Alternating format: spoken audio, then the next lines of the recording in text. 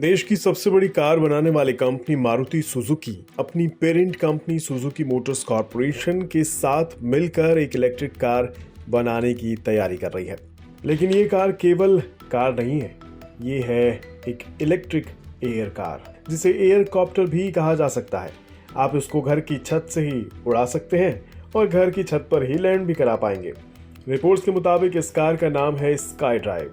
ये electric एयरकॉप्टर drone से बड़ा होगा, लेकिन पारंपरिक हेलीकॉप्टर से थोड़ा छोटा होगा। इसमें पायलट सहित कम से कम 3 लोग बैठ सकेंगे। इसका इस्तेमाल शहरी इलाकों में इलेक्ट्रिक फ्लाइंग टैक्सी सर्विस के तौर पर किया जा सकेगा। अब आप सोच रहे होंगे कि कार है तो रेंज भी पता होनी चाहिए, भले ही ये उड़ने वाली कार ही क्यों ना हो। तो आपको बता दें, शुरुआत में 3 पैसेंजर एडिशन की रेंज 15 किलोमीटर होगी। बाद में इसे 2029 तक दोगुना करने पर विचार है, जो कि तकरीबन 30 किलोमीटर तक बढ़ाई जाएगी। और इसके बाद 2031 तक इसकी रेंज को बढ़ाकर 40 किलोमीटर तक कर देने की संभावना है। इस कार की मैक्सिमम क्रूज स्पीड 100 किलोमीटर प्रति घंटा होगी। ये कार मैक्सिमम 1400 किलो भार के साथ उड़ सकती है।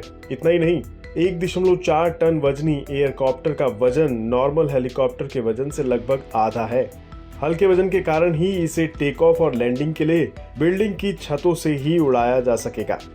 इससे कुछ बहुत बड़े फायदे भी होंगे, जैसे ये कार जीरो एमिशन के साथ साइलेंट होगी। इस कार के लिए किसी भी प्रकार के इंफ्रास्ट्रक्चर के ऊपर पैसा खर्च नहीं करना होगा। इसे उड़ाने के लिए रनवे की जरूरत नहीं होगी। इससे टाइम की बचत होगी और आना जाना सस्ता पड़ेगा। फ्लाइंग कार ऑटो मोड पर चलेगी। इसमें सिर्फ डेस्टिनेशन फीड करनी होगी। रिपोर्ट में यह भी बताया गया है कि इलेक्ट्रिफिकेशन की वजह से विमान के पार्ट्स की संख्या में काफ़ी कमी आई है। इससे मैन्युफैक्चरिंग और रखरखाव लागत कम होगी। अब बड़ा सवाल ये है कि क्या ये कार भारत में आएगी? तो जवाब है हाँ।